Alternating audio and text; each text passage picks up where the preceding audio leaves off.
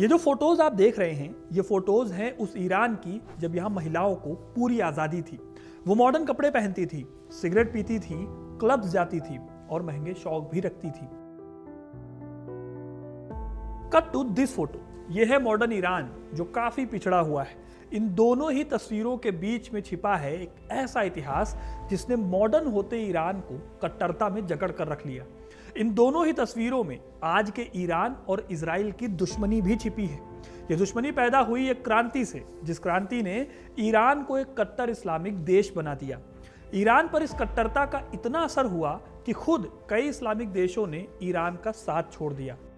आज के इस वीडियो में मैं आपको उस यात्रा पर ले चलूंगा जहां आपको पता चलेगा कि कैसे एक देश जो तरक्की की राह पर चला था लेकिन बीच में ही उसकी तरक्की का रास्ता रुक गया। इस वीडियो में आपको पता चलेगा कि कैसे तरक्की पसंद ईरान एक कट्टर इस्लामिक देश में बदल गया, जिसका अंजाम आज भी आप देख रहे हैं खबरों में। तो वीडियो को अंत तक जरूर देखिएगा, क्योंकि अपना इतिहास नहीं जानोगे तो खुद को कैसे पहचानोगे। दोस्तों, जो ईरान आज आप देखते हैं, कभी उसे पर्शिया कहा जाता था। ये वही ईरान है जहां का शासक था नादिर शाह, जिसने दिल्ली को लूटा था और यहां से तख्ते ताऊस को उखाड़ कर ले गया था। नादिर शाह ही दिल्ली से कोहिनूर भी लूट कर ले गया था। नादिर शाह से पहले पर्शिया पर शासन करने वाले राजाओं को सफाविद कहा जाता है। इसी सफाविद वंश के पहले शासक इस्माइल ने इस्लाम के सुन्नी सेक्ट को छोड़ दिया था और शिया पंथ को अपना लिया। उसी दौर से पर्शिया में शिया मुसलमानों की आमद हो गई और नतीजा ये है कि आज दुनिया में सबसे ज़्यादा शिया यहीं पर रहते हैं। वैसे आपको बताऊं तो अपनी तलवार के दम पर दिल्ली को लूट खसोटने वाला तिमूरिद शासक तैमूर लंग, वो भी यहीं का शासक था। उसने अपनी लूटपाट से दिल्ली को 100 साल पीछे ढकेल दिया था। एक वक्त था जब पर्शिया अपने आप में बहुत समृद्ध और पावरफुल देश था, लेकिन फिर 19वीं सदी की शुरुआत से ही यह देश पिस गया रूस और ब्रिटेन की लड़ाई के बीच में। इस लड़ाई को कहा जाता है द ग्रेट गेम। आगे चलकर साल 1872 में इसी के खिलाफ ईरान में आवाज उठी और रिजल्ट हुआ कि 1905 में पर्शिया की पहली संसद बनी। हालांकि ब्रिटेन और रूस की लड़ाई अभी तक खत्म नहीं हुई थी, इसलिए 1907 में एक एंग्लो रशियन समिट हुआ जहां दोनों देशों के बीच में पर्शिया को बांट लिया गया। फिर पहले वर्ल्ड वॉर के बाद पर्शिया पर ब्रिटेन की नज़र थी, लेकिन कामयाब नहीं हो पाए। इसी दौरान साल 1925 में पर्शिया में एक और राजवंश का उदय हुआ जिसे पहलवी कहा गया। पहलवी डायनेस्टी ईरान पर राज करने वाली आखिरी डायनेस्टी थी। इस वंश के राजा थे रेजा शाह पहलवी। इन्होंने 16 साल राज किया और इस दौरान पर्शिया को बदल कर रख दिया। साल 1935 में ही शाह ने पर्शिया को नाम दिया ईरान। इसी टाइम पर दूसरा वर्ल्ड वॉर शुरू हुआ। ईरान, जो पहले पर्शिया था, वो इस बार फिर से मुसीबतों में घिर गया। पहले विश्व युद्ध में ब्रिटेन और रूस ने मिलकर ईरान पर हमला कर दिया था। दरअसल ईरान की एक रिफाइनरी थी जो कि ब्रिटेन के कंट्रोल में थी। ब्रिटेन डर रहा था कि कहीं उस पर जर्मनी का कब्जा ना हो जाए।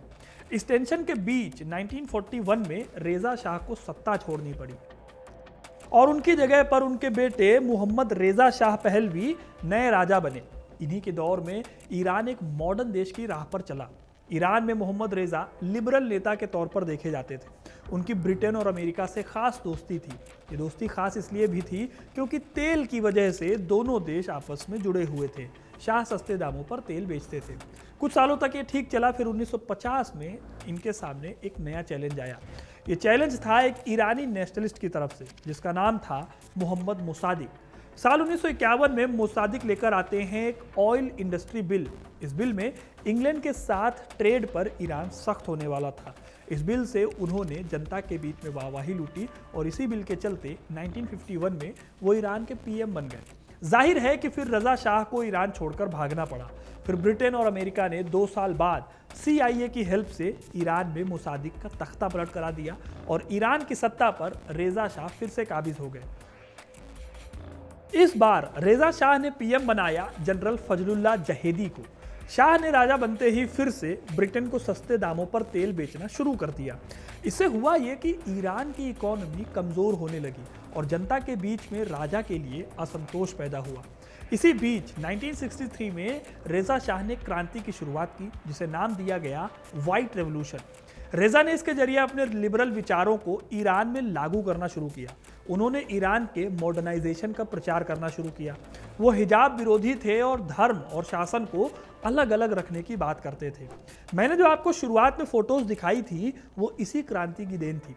जाहिर है कि ईरान में रहने वाले कुछ कट्टर धार्मिक लोगों को रेजा शाह पहलवी की ये क्रांति इस्लाम पर हमले की तरह लगी।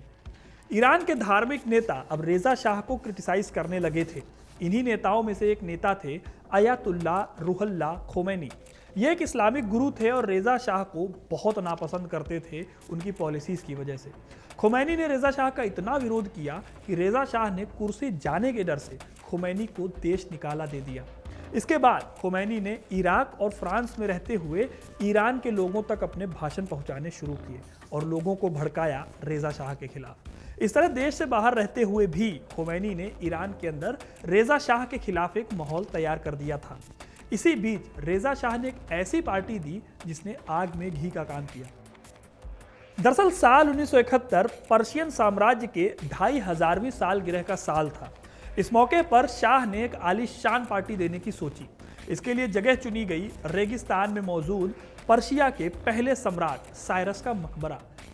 यह मकबरा परसेपोलिस नाम की जगह पर पड़ता था। शाह ने इस इलाके को साफ कराया, फिर यहाँ पेड़ लगवाए और राजधानी से लेकर परसेपोलिस तक करीब 600 किलोमीटर की एक रोड बनवाई। इसके बाद रेशम के बने 50 शामियाने लगाए गए। कहा जाता है कि इन शामियानों में इतना रेशम था कि 37 किलोमीटर तक इसे फैलाया जा सकता था। हर शामियाना अपने आप में एक मिनी महल था। सब में 2 बेडरूम, 2 बाथरूम और एक सैलून बना हुआ था। इस पार्टी के लिए 10,000 पेड़ लगाए गए थे। पानी का एक फव्वारा था और यूरोप से 50,000 गौरैया मंगाई गई थी। इस पार्टी को लेकर अमेरिका की टाइम मैगजीन ने लिखा कि यह दुनिया की सबसे आलीशान पार्टी है। कई अखबारों ने और पत्रिकाओं ने भी ऐसी ही बातें लिखी। ये पार्टी 3 दिनों तक चली और शायद रेजा शाह की आखिरी आलीशान पार्टी थी। इस पार्टी से शाह को ईरान के लिए तेल के नए कस्टमर भी मिले। लेकिन जब टाइम मैगजीन ने लिखा कि इस पार्टी में $100 मिलियन खर्च हुए हैं, तब शाह को लगा कि पार्टी कहीं ज़्यादा महंगी हो गई। दरअसल मीडिया ने इस आलीशान पार्टी के साथ ये भी छापना शुरू किया कि ईरान में जनता भूखी है और यहाँ के शाह वो दावत उड़ा रहे हैं। इन खबरों ने दुनिया और ईरान के अंदर शाह के खिलाफ सेंटिमेंट को और ज़्यादा मजबूत किया। इसी सेंटिमेंट का फ़ायदा उठाया अयातुल्ला खोमैनी ने। उन्होंने देश के बाहर रहते हुए इस पार्टी को लेकर शाह पर जमकर निशाना साधा। इस टाइम पर ईरान में महंगाई और बेरोजगारी बढ़ रही थी, जिससे जनता में गुस्सा भी था। जल्दी ही एक लिबरल राजा लोगों की नज़रों में इनसेंसिटिव राजा बन गया, जिसे अपनी अय्याशी के आगे जनता की कोई चिंता नहीं थी। सबसे बड़ी दिक्कत यह थी कि रेजा शाह पहलवी वेस्ट के काफ़ी करीब माने जाते थे, जिसकी वजह से ईरान के लोग उनसे गुस्सा थे। इन सब वजहों से ईरान में प्रदर्शन का एक दौर शुरू हुआ। रेजा शाह की पुलिस ने लोगों को जेल में डाला, लेकिन विद्रोह रुका नहीं। उस टाइम पर प्रतिरोध का एक बड़ा हथियार बना बुर्का। दरअसल ईरान में रेजा शाह की नीतियों के चलते बुर्का पहनने वाली औरतें भेदभाव झेलती थी। इसीलिए विरोध के तौर पर महिलाएं बुर्का पहनकर सड़कों पर निकलने लगी। कुल मिलाकर एक पार्टी ने ईरान के राजा मोहम्मद रेजा शाह पहलवी की सत्ता को हिला दिया था। फिर आता है साल 1979 और महीना फरवरी का, जब खोमैनी पूरे 14 साल बाद देश वापस लौटे। लौटते ही उन्होंने कराया जनमत संग्रह यानी प्लेबिसाइट।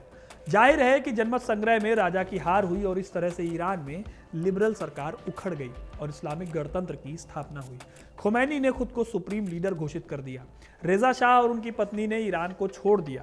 यहीं से ईरान की वेस्टर्न देशों से और अमेरिका से भी दुश्मनी की शुरुआत होती है। इस्लामिक गणतंत्र वाला ईरान एक कट्टर इस्लामिक देश बना, जहां पर गैर इस्लामिक चीज़ों पर बैन लगाए गए। खोमैनी की बढ़ती लोकप्रियता के चलते फिर पड़ोसी मुल्क के तानाशाह सद्दाम हुसैन को अपनी सत्ता खोने का डर लगने लगा। सद्दाम हुसैन ने इसी वजह से ईरान पर हमला बोला और ये युद्ध अगस्त 1988 तक चला। लेकिन इस लड़ाई का कोई नतीजा नहीं निकल पाया, बावजूद इस बात के कि इराक के साथ अमेरिका खड़ा था। इस तरह से ईरान के लिए ये मनोवैज्ञानिक और रणनीतिक जीत मानी गई। फिर 1989 में अयातुल्ला रुहुल्ला खोमैनी का निधन हो गया और अली खोमनेई को ईरान का दूसरा सुप्रीम लीडर बनाया गया। तब से लेकर आज तक अयातुल्ला अली खोमनेई का शासन ईरान में जारी है। साथ ही जारी है इस्लाम के खिलाफ उनकी प्रॉक्सी वॉर, जो हूती, हिजबुल्ला और हमास को फंडिंग देकर ईरान जारी रखता आया है। तो दोस्तों, ये थी कहानी कि कैसे एक लिबरल देश जो प्रगति की राह पर चलने चला था वो एक कट्टर इस्लामिक देश बन गया और आज के टाइम पर वेस्ट एशिया की जो प्रॉब्लम्स हैं उनका एक सेंटर पॉइंट बना हुआ है। आपको ये कहानी कैसी लगी कमेंट करके ज़रूर बताइएगा। वीडियो को लाइक और शेयर करना ना भूलें और ऐसी इंटरेस्टिंग कहानियों के लिए, इतिहास से जुड़े रहने के लिए हिस्ट्री कनेक्ट को सब्सक्राइब ज़रूर करें। धन्यवाद।